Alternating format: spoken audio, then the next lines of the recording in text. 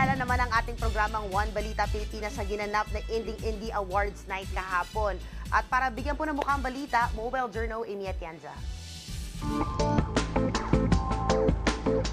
Pinarangalan ang One Balita Pilipinas bilang isa sa mga remarkable TV news show sa gawad parangal ng Indie Film Production.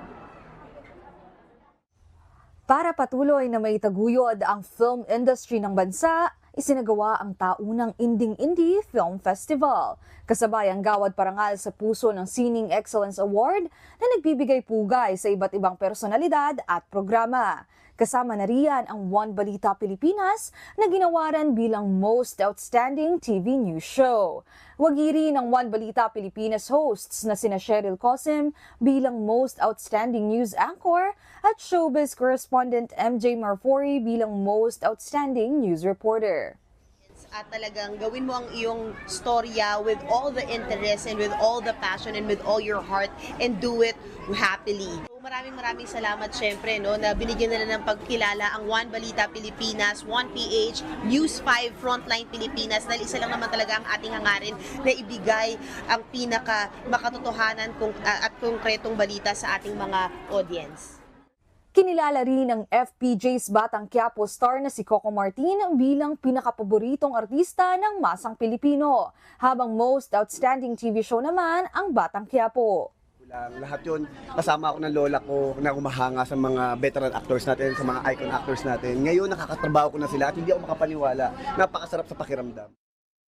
Bukod sa awards night at film showing ng Indie Film Production, nagkaroon din ng arts exhibit featuring the works of director Ron Sapinoso. Ginanap ang Indie Film Festival sa Gateway Mall noong April 7. Mobile journalist Amy Atienza po, hatid ang muka ng balita.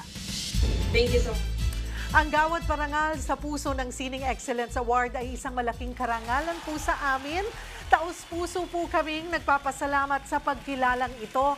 Mas pagbubutihin po namin ang aming trabaho na maghatid ng tama, makabuluhan at makatotohanang balita.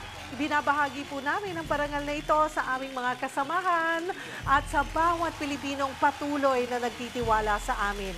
Marami pong salamat at mabuhay po ang sining ng pamamahayan. Thank you. Salamat po. Wow, Congratulations to us! Yes. Alam niyo na, may pansit. May papansit ka? May papansit. Tapos na ako sa pizza. Oh, yes. May papansit Oo. si ano. But marami pong salamat sa inyong pagkilalang ito.